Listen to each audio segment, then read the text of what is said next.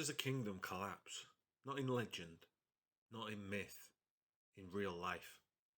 How does one of the richest, most powerful states in Europe move, in just a few years, from royal ceremony at Versailles to prison massacres, public executions, and a government so afraid of enemies that it begins killing in the name of virtue? How does a revolution begin by talking about rights and end with carts rolling towards the guillotine? And maybe the strangest question of all, if the French Revolution was supposed to create liberty, why did it keep producing fear? This is the story of a society that looked powerful from the outside, but was cracking underneath. A story about debt, bread, class resentment, political miscalculation, and the moment ordinary people stopped believing the old order had any right to rule them. But this is also a story about escalation, because the French Revolution did not simply overthrow a king, it changed the meaning of power itself. It asked who belongs to a nation, who speaks for the people, and what happens when a government claims that survival justifies almost anything. By the end of it, the king would be dead, the queen would be dead, thousands more would be dead, Europe would be at war, and out of the wreckage, a young general named Napoleon Bonaparte would rise. So here's the real mystery at the centre of the French Revolution. Did France lose control of the revolution? Or did the revolution reveal that control had already been lost? To answer that, we have to begin before the crowds, before the Bastille, before the slogans. We have to begin with a kingdom that still looked magnificent.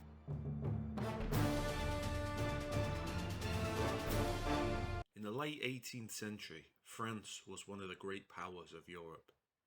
It had wealth, it had prestige, it had a large population, it had a monarchy with centuries of history behind it.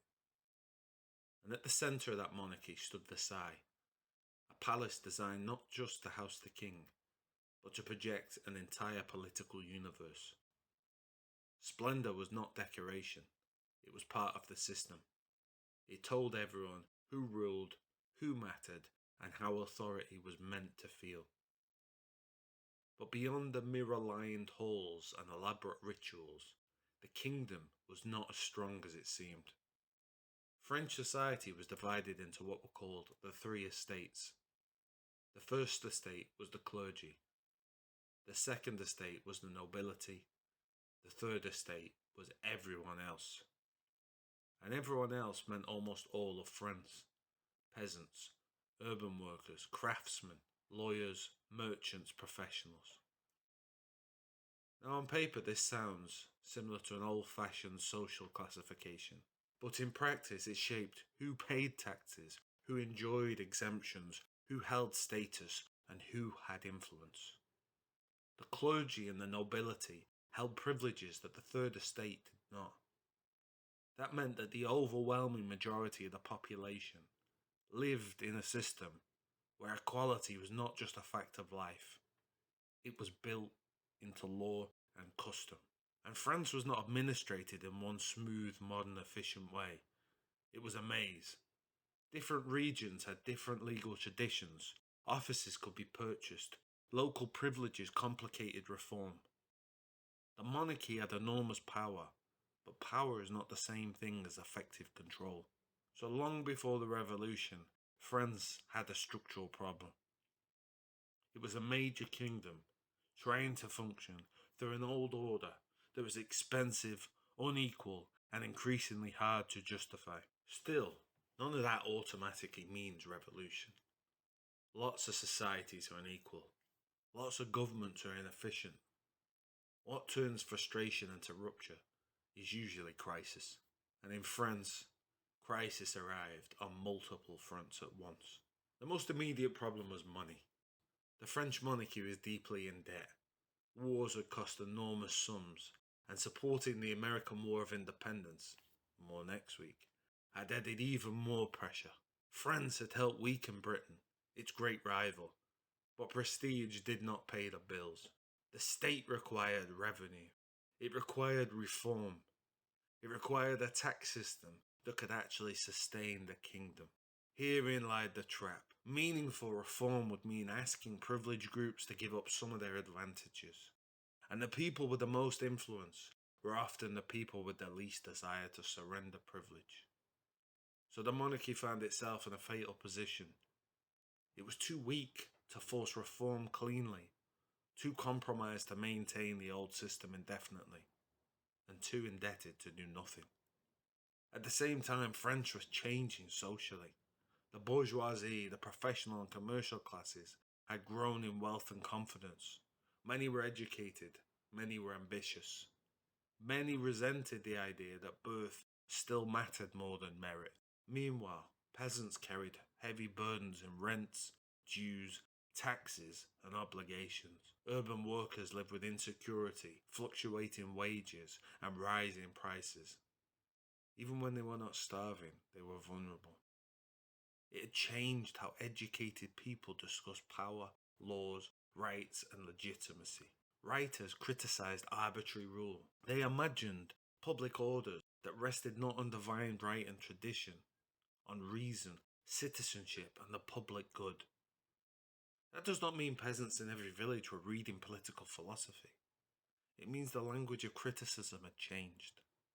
The old order was no longer protected by unquestioned moral authority. Then came worsening economic pain. Bad harvests pushed bread prices upwards, and in 18th century France, bread was not a side issue, it was life. When bread becomes scarce or unaffordable, politics stops being abstract very quickly. So by the late 1780s, France faced a combination that is dangerous in any era. A state that cannot pay its debts, a ruling system that cannot reform itself, a population under economic strain, and an elite culture increasingly willing to question authority.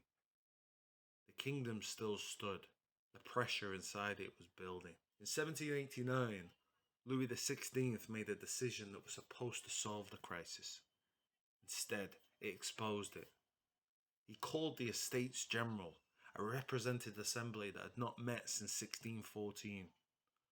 That detail matters. For generations, the French monarchy had ruled without needing to summon this body. Bringing it back was a sign that ordinary methods were failing. The crown required legitimacy. It required consent. It required help. The minute the Estates General gathered, one question overshadowed everything else. How would voting work? Would each estate get one vote? Or would voting be by head? This was not a technical dispute. It was the whole struggle in miniature. If each estate had one vote, clergy and nobility could combine to outvote the third estate.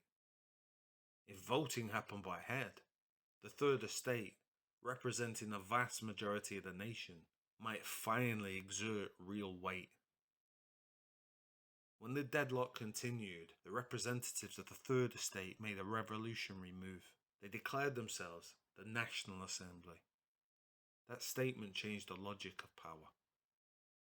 They were no longer saying we are one order within the kingdom. They were saying, in effect, we represent the nation itself. Soon after came the tennis court oath, where they pledged not to separate until France had a constitution. This is one of those moments that can look ceremonial in hindsight. At the time it was explosive. Because if sovereignty belongs to the nation, then the king is no longer the sole source of legitimacy. Once that idea appears in public life, it's very hard to contain. On July 14th, 1789, Paris intervened. Crowds stormed the Bastille. Now militarily, the Bastille was not the decisive centre of French power. History is not driven only by strategy. It's driven by symbols, emotions, and what people believe an event means. The Bastille represented an arbitrary, royal authority. It represented imprisonment by power, and when it fell, the meaning was unmistakable. The people of France had not just protested, they had entered the revolution as a force. This mattered enormously because it changed who could shape events. The revolution would not remain the property of deputies, pamphleteers, and reform-minded elites. The street, the crowd, and the armed population would now influence the direction of politics. And the shockwaves did not stop in Paris. In the countryside, panic spread through what became known as the Great Fear. Rumours ran wild. Peasants attacked manor houses, burnt records, and struck at the visible symbols of feudal power. Why burn records? Because records meant obligations, dues, claims. Destroying them was not random rage. It was an assault on the social order itself. Faced with that pressure, the National Assembly moved in August 1789 to abolish many feudal privileges. It was one of the revolution's most transformative acts. A society built on legal hierarchy was being dismantled, and then came one of the revolution's most famous documents, the Declaration of the Rights of Man and of the Citizen. It proclaimed liberty, equality before the law, national sovereignty, and rights that did not depend on birth. It is difficult to overstate how important this document became. It offered a new political language, one that would echo far beyond France. However, it also introduced one of the revolution's deepest contradictions. It spoke in universal terms, yet real inclusion remained limited. Women were not granted political equality. The poor did not automatically gain full political power. And in the colonies, the language of liberty collided with the brutal realities of empire and slavery. So from the beginning, the revolution was both radical and incomplete. Even after 1789, France did not immediately become a republic. Many still hoped the monarchy could survive in constitutional form. Then came another dramatic intervention from below. In October 1789, market women from Paris, driven above all by bread shortages, marched to Versailles. Others joined them. Their demands were practical, political, and emotional all at once. They wanted accountability. The result was extraordinary. The royal family was forced to leave Versailles and move to Paris. Think about what that meant. Versailles had been the stage on which monarchy performed distance, grandeur, and command. Paris was different. Paris meant scrutiny, volatility, and proximity to an increasingly politicized population. The monarchy had not fallen. Its aura had been damaged. Its independence had narrowed. Its weakness had become visible. Meanwhile, the assembly kept remaking France. Administrative decisions were altered. Old privileges were attacked. The state's relationship with the church was reworked through the civil constitution of the clergy. This last measure was especially consequential. It required clergy to swear loyalty to the new political order. Many refused. Suddenly, the revolution was not only a struggle over law and taxation, it was entangled with conscience, faith, and the sacred. For many French people, especially in rural areas, this was not liberation. It was rupture. The revolution was creating enemies, not just among aristocrats, but among believers who felt the moral order itself was under attack. Then came the moment that made trust almost impossible to restore. In June 1791, Louis XVI and his family attempted to escape. They did not make it. They were recognised, stopped, and brought back. And with that, the image of the king changed. Before what became known as the Flight of Varennes, some still believed Louis may sincerely accept constitutional limits. After Varennes, it was far harder to see him as a partner in the revolution. He looked instead like a ruler, waiting for rescue, a man outwardly cooperating while inwardly rejecting the new order. That mattered because constitutional monarchy depends on at least minimal mutual trust. Once the king seemed disloyal to the revolution, the centre began to collapse. In 1792, the revolution entered a far more dangerous phase. France went to war with Austria and then Prussia. War radicalized the revolution in ways that are hard to exaggerate. It raised the stakes, intensified fear, and empowered those who argued that extraordinary measures were necessary. It made internal disagreement look more and more like treason. If the nation is under attack, then every critic can be suspected of helping the enemy. This is one of the mechanisms by which revolutions harden. And then, in August 1792, came another turning point. Revolutionaries in Paris attacked the Tuileries Palace. The monarchy was effectively overthrown. Not legally softened, not ceremonially reduced. Overthrown. Soon after, in September, as panic spread over invasion and internal conspiracy, the September massacres took place. Prisoners were killed by crowds who feared they would join the enemies of the revolution. This is one of the moments lost to history. However, it matters enormously, because it shows that violence was no longer only a tool of state punishment or official repression. Violence had entered politics as anticipatory fear. People killed not simply for what victims had done, but for what they might do. That kind of logic is extremely dangerous. It does not stay contained. In September 1792, the monarchy was abolished. France became a republic. For centuries, the kingdom had been organized around the person of the king. Now that centre was gone. And then came the question no one could avoid. What do you do with a king in a republic? Louis XVI was put on trial. This was not just a legal proceeding. It was a test of what the revolution believed itself to be.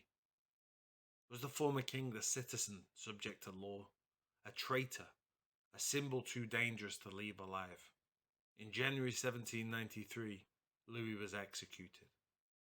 That act changed everything. It closed off many possibilities for compromise. It shocked Europe. It made clear that the revolution was no longer trying to coexist with monarchy.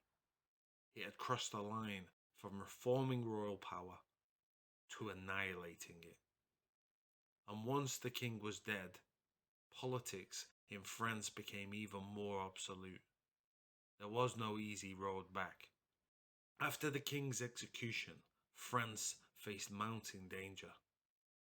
European powers opposed revolutionary France. Internal revolts intensified. The Vendée rose in violent rebellion. The economy strained further, with food scarcity remaining a combustible issue. Inside the revolution, factions fought for dominance. The Girondins and Montagnards differed in temperament, political geography and approach. Paris exerted growing pressure. The Sansculottes, the militant urban popular movement, pushed for stronger action against hoarders, traitors and the enemies of equality. This is the point where the revolution stopped looking as if it was a crisis of reform and started looking as if it was a struggle for survival. And when political actors believe survival is at stake, moderation becomes hard to defend. Now we come to the phase that has defined the revolution in popular memory more than any other, the Reign of Terror. To defend the Republic, power was concentrated in bodies such as the Committee of Public Safety. Robespierre became the most famous face of this period, though it would be misleading to act as if he alone created it. The terror was institutional, ideological, and situational all at once. Suspected enemies were arrested, trials accelerated, executions multiplied. Political rivals were eliminated, and fear became a governing principle. The guillotine, efficient and public, became the emblem of revolutionary justice. Here is what makes the terror so important historically. It was not experienced by its supporters as a betrayal of the revolution. Many of them believed it was the revolution's defense. They argued that the Republic faced conspirators abroad and traitors at home. They believed liberty could survive only if corruption and treason were cut out with merciless force. In their view, terror was not the opposite of virtue. It was the weapon virtue required in an emergency. That is one of the darkest lessons of the French Revolution. People do not always commit political violence because they think their ideals have failed. Sometimes they do it because they think their ideals are too important to lose. Of course, that logic is precisely what makes it so dangerous. Because once the definition of enemy widens enough, almost no one is safe. The revolution began by devouring former allies. Accusation fed accusation. Suspicion became self-sustaining. And the revolution did not only attack people, it also tried to transform culture. Some radicals pursued de-Christianization. Churches were closed or repurposed. New civic rituals emerged. A revolutionary calendar replacing the old one. The aim, in part, was to create a new moral and political world. This was more than a change of government. It was an attempt to remake society. At this point, it is worth pausing on the question that hangs over all of this. Why did the revolution become so violent? The simple answer is that France was under extraordinary pressure. There was war, rebellion, hunger, inflation, and fear. But that is only part of it. The revolution also changed the meaning of legitimacy. Under monarchy, opposition to the ruler could be treated as disobedience. Under revolution, opposition to the nation could be treated as betrayal of the people themselves. That shift can become absolute very quickly. Because once a government claims to embody the people, anyone who resists can be cast not as a rival with different views, but as an enemy of the moral community. And then there is the emotional dimension. Humiliation, revenge, panic, rumour, and mistrust. History is not driven only by institutions. It is driven by human beings under pressure. The French Revolution became violent because systems were collapsing. Also because people within these collapsing systems came to believe that only force could prevent total defeat. Eventually, the terror created its own backlash. As military conditions improved and the machinery of suspicion kept expanding, more revolutionaries began to fear that they themselves might be next. That fear proved decisive. In July 1794, Robespierre and his allies were overthrown in what is known as Thermidorian reaction. He was executed, along with others associated with the terror. And just like that, one of the most feared men in France was gone. There is a brutal symmetry to it. A revolution that claimed lives in the name of purity and vigilance now turned on one of its most recognizable guardians. This did not erase the revolution, but it ended the terror's most intense phase. It demonstrated a pattern seen in many revolutions since. A movement radicalizes under pressure, creates mechanisms of exceptional power, then begins to fear those mechanisms itself. After Robespierre, France moved into a new political arrangement called the Directory. This was supposed to be a more stable republican government. In practice, it was weak, often corrupt, and constantly insecure. It faced economic troubles, factional threats from both left and right, relied heavily on force, and it never fully solved the problem that had haunted France since 1789. How to create legitimate authority after destroying the old one. In this unstable environment, the army became more important. Military success brought prestige, money, and confidence. And among the generals emerging from Revolutionary War, one figure rose rapidly above the rest: Napoleon Bonaparte. In 1799, he seized power in the coup of 18 Brumaire. This is often treated as the political end of the French Revolution. That can sound strange at first. After all, Napoleon preserved some revolutionary changes. He did not simply restore the old feudal order. In many ways, he consolidated parts of what the revolution had accomplished. He also ended its unstable, improvisational, faction-ridden political life. The era that had begun with appeals to popular sovereignty and representative transformation concluded, for the moment, in concentrated executive power backed by military authority. Which raises one final irony. The revolution overthrew absolute monarchy. Out of its chaos emerged another towering leader. Not the same ruler, not the same system, however certainly not the democratic harmony many had imagined in 1789. So how should we judge the French Revolution? It's one of the most difficult events in history to summarise morally, because almost every clean conclusion is incomplete. The revolution destroyed feudal privilege. It changed the legal meaning of equality. It popularised the idea that sovereignty rests in the nation.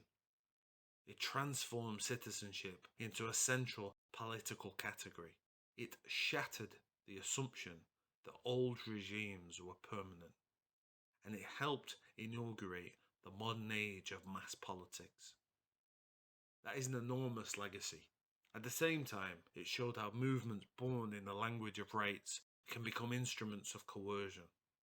It showed how emergency politics can devour liberty.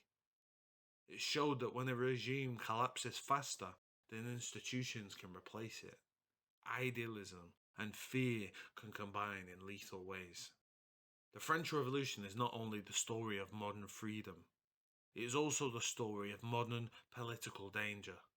And that is why it still matters, because the questions it raised never really disappeared. Who speaks for the people?